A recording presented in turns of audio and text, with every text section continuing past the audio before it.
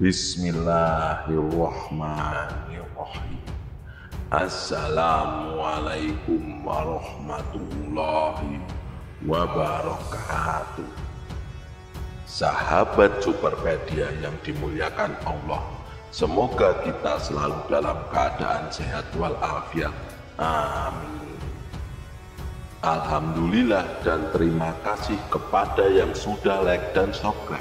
Semoga selalu dalam lindungan Allah Subhanahu wa Ta'ala dan dipanjangkan keberkahan umurnya.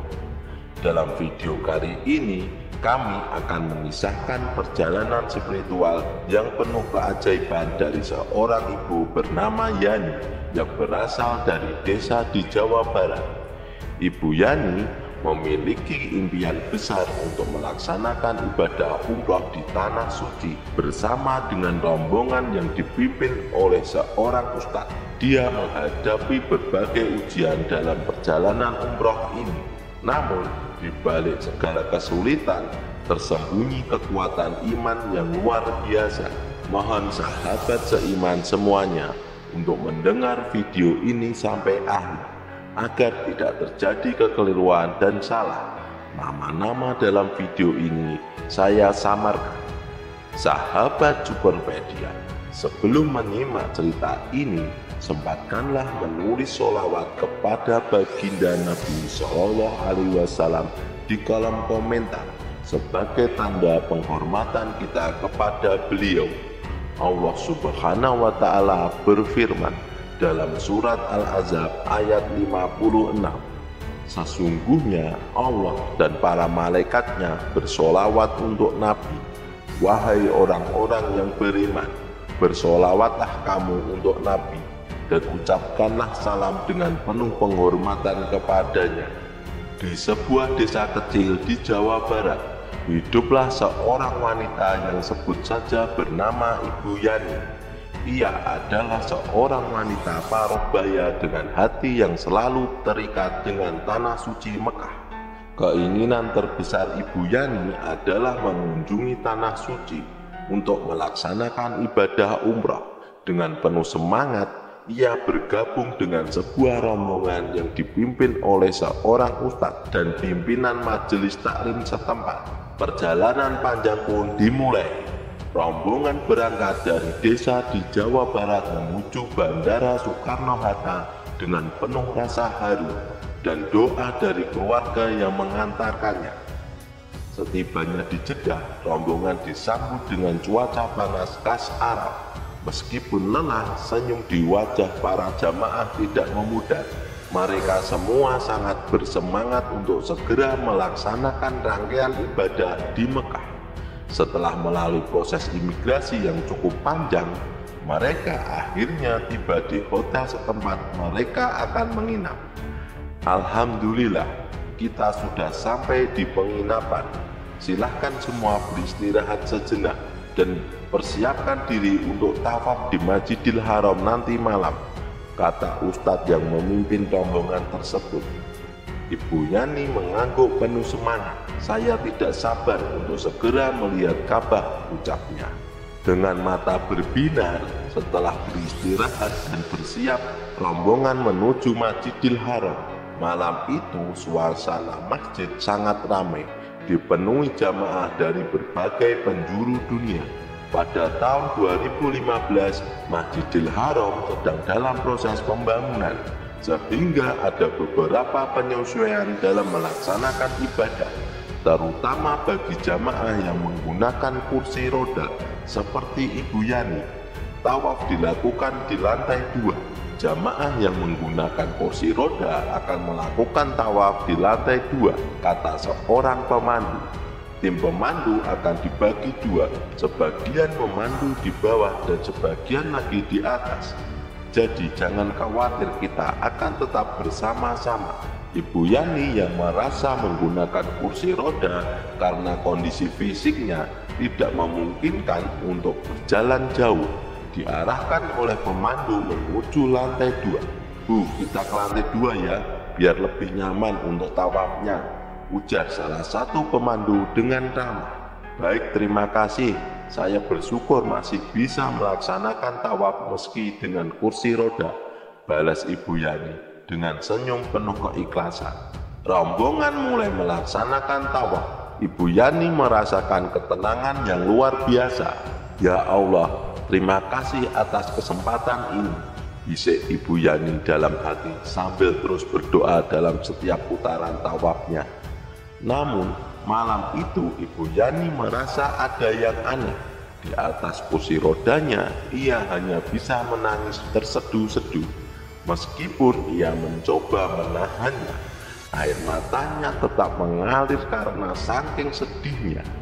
Pemandu dan jamaah lainnya menganggap bahwa itu adalah hal biasa, mengira Ibu Yani menangis karena haru berada di Mekah dan keinginannya yang lama terpendam. Selama tawaf, Ibu Yani melihat pemandu mendekatinya. "Ibu, apakah semua baik-baik saja?"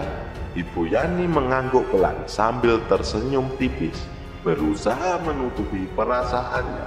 "Iya, saya tidak apa-apa, terima kasih," jawab sambil berusaha menghapus air matanya. Anaknya yang berada di sampingnya juga memperhatikan. "Ibu, kenapa menangis? Apa yang Ibu rasakan?" tanya dengan penuh perhatian. Dengan suara gemetar, Ibu Yani menjawab, "Tidak apa-apa nak, Ibu hanya merasakan sangat terharu bisa berada di sini." Anaknya memegang tangan Ibu Yani dengan lembut. "Ibu, jika ada yang ingin Ibu sampaikan, jangan ragu untuk berbicara. Kami semua ada di sini untuk mendukung Ibu," ujar anaknya dengan penuh perhatian. Ibu Yani tersenyum sambil mengangguk. Namun dalam hatinya, dia merasa kebingungan karena ada sesuatu yang tak biasa menimpa dirinya. Ia berpikir ini adalah azab dari Allah, namun memutuskan untuk tidak menceritakan hal tersebut kepada siapapun, berharap ini hanya sementara dan akan berlalu. Setelah selesai melakukan tawaf di lantai 2, rombongan jamaah kembali ke hotel untuk beristirahat. Ibu Yani masih menyimpan kebingungan dalam hati, berusaha mencari jawaban dan ketenangan melalui doa. Malam itu suasana tenang menyelimuti kota suci Mekah. Ibu Yani pun kembali ke kamarnya dengan merasa campur aduk antara bahagia dan gelisah karena telah melaksanakan tawaf dan kebingungan karena azab yang ia rasakan. Di kamar hotel lainnya, Ustadz yang memimpin rombongan sedang beristirahat. Tiba-tiba terdengar ketukan di pintu kamarnya. "Assalamualaikum Ustadz," suara seorang jamaah pria terdengar dari luar. "Waalaikumsalam, silahkan masuk," jawab Ustadz sambil membuka pintu. Di depan pintu terlihat seorang anggota keluarga dari Ibu Yani dengan wajah cemas.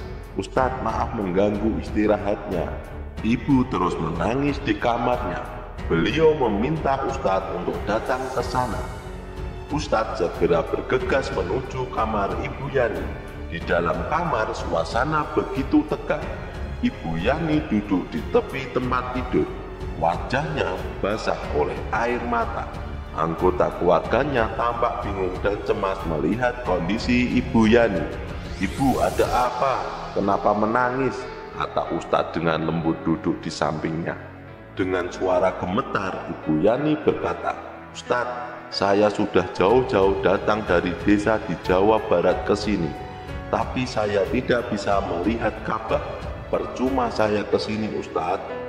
Ustadz terdiam sejenak, berusaha memahami situasi yang dihadapi Ibu Yani. "Tidak mungkin, Bu, Ka'bah itu ada di tempatnya, tidak kemana-mana. Jarak tawaf dari lantai 2 ke Ka'bah juga tidak terlalu jauh." Ibu Yani menangis semakin deras. "Tapi Ustadz, yang saya lihat hanya tiang-tiang Masjidil Haram dan orang-orang yang sedang tawaf. Saya tidak bisa melihat Ka'bah sama sekali. Saya hanya melihat orang-orang berputar, tapi Ka'bah tidak terlihat."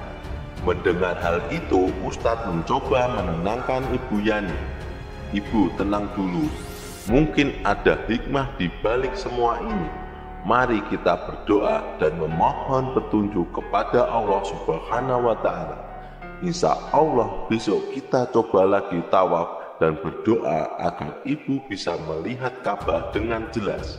Malam itu Ustadz dan rombongan jamaah mengadakan doa bersama di kamar Ibu Yani.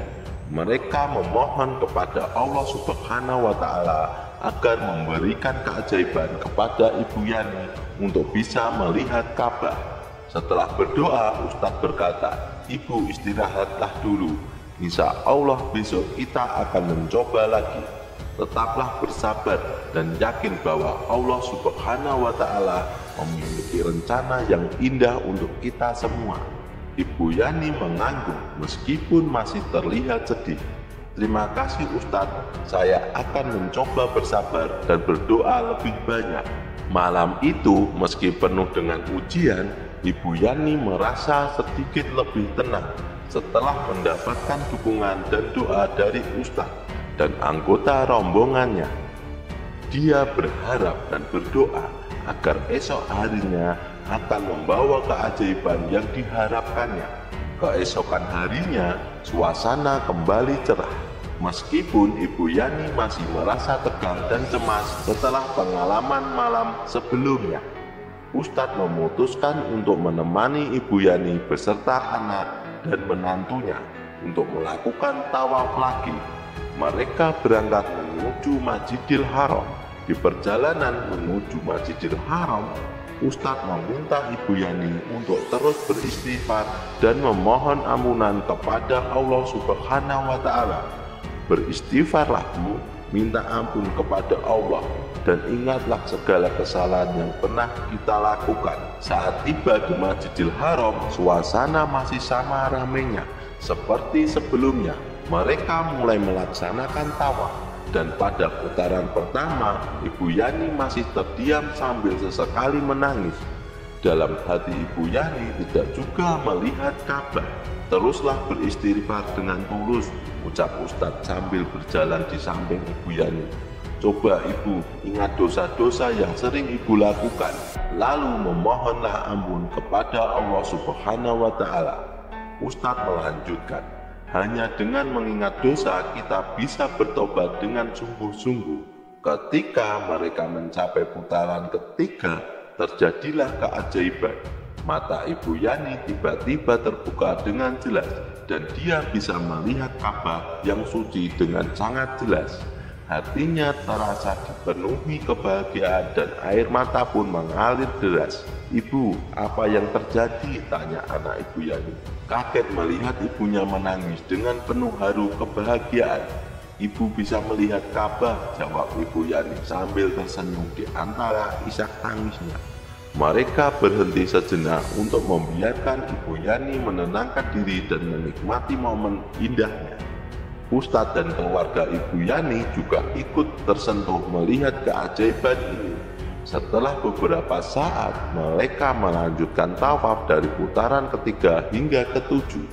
Ibu Yani melaksanakan setiap putaran dengan penuh kekhusyukan dan syukur kepada Allah Subhanahu wa Ta'ala. Di setiap langkahnya, dia mengucapkan doa-doa yang tulus dan penuh harap kepada Allah Subhanahu wa Ta'ala. Setelah selesai tawaf, rombongan kembali ke hotel dengan hati yang penuh rasa syukur dan kebahagiaan.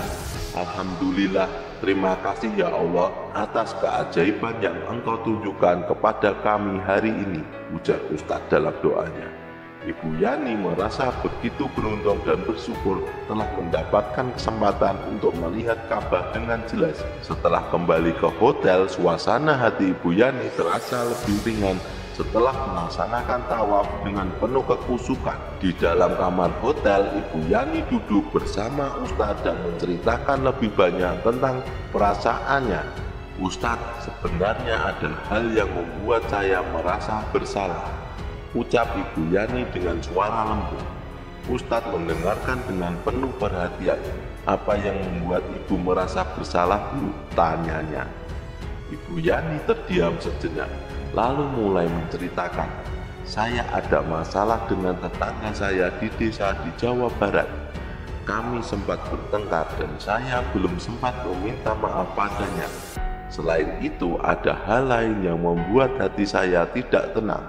Saat kita berada di Masjidil Haram, mungkin ada hal lain yang menjadi penghalang bagi kita untuk merasakan kehadiran Ka'bah dengan jelas. Ibu Yani terdiam, mengingat-ingat setiap detail dalam hidupnya. Saya merasa ada beberapa hal dalam kehidupan saya yang mungkin tidak sepenuhnya bersih dari perbuatan yang bisa menghalangi kehadiran rahmat Allah Subhanahu wa Ta'ala. Ustadz, mungkin itu penyebabnya, ucap Ibu Yani dengan suara lirih. Saya harus bertobat dan memohon ampunan kepada Allah Subhanahu wa Ta'ala atas segala kesalahan saya. Ustadz mengangguk setuju. Benar Bu, salah satu kunci untuk mendekatkan diri kepada Allah Subhanahu wa Ta'ala adalah dengan membersihkan hati dan memperbaiki hubungan dengan sesama. Mari kita berdoa bersama agar Allah Subhanahu wa Ta'ala memberikan petunjuk dan kekuatan untuk kita semua. Mereka pun bersama-sama menghabiskan waktu untuk berdoa dan beristighfar. Ibu Yani merasa lega setelah bisa berbagi dan mendapatkan nasihat dari Ustadz. Sekarang yang penting adalah kita berusaha memperbaiki hubungan dengan tetangga dan memohon maaf kepada mereka jika ada kesalahan yang perlu diperbaiki, kata Ustadz dengan penuh semangat. Ibu Yani mengangguk mantap. Terima kasih Ustadz, saya akan segera menghubungi mereka begitu saya kembali ke desa di Jawa Barat. Setelah itu mereka mengakhiri pembicaraan dengan doa bersama untuk mendapatkan keberkahan dan petunjuk dari Allah Subhanahu wa Ta'ala. Ibu Yani merasa lega dan siap untuk melanjutkan ibadahnya dengan hati yang lebih bersih dan penuh harapan. Kisah kali ini kami rangkum dari sumber media, jadi kebenarannya belum pasti. Nama-nama tokoh ini saya samarkan dan saya edit sedikit biar lebih menarik ceritanya. Mohon maaf apabila ada kekeliruan yang terdapat dalam kisah ini, karena maksud dari video kali ini adalah agar kita dapat mengambil hikmah atau pelajaran penting dan senantiasa terjaga dari mara bahaya dan kekufuran. Semoga kisah ini bermanfaat. Yang benar datangnya dari Allah Subhanahu wa Ta'ala. Kekurangan dan kesalahan datangnya dari saya pribadi sebagai manusia biasa. Sampai jumpa di kisah selanjutnya. Saya akhiri. Wassalamualaikum warahmatullahi wabarakatuh.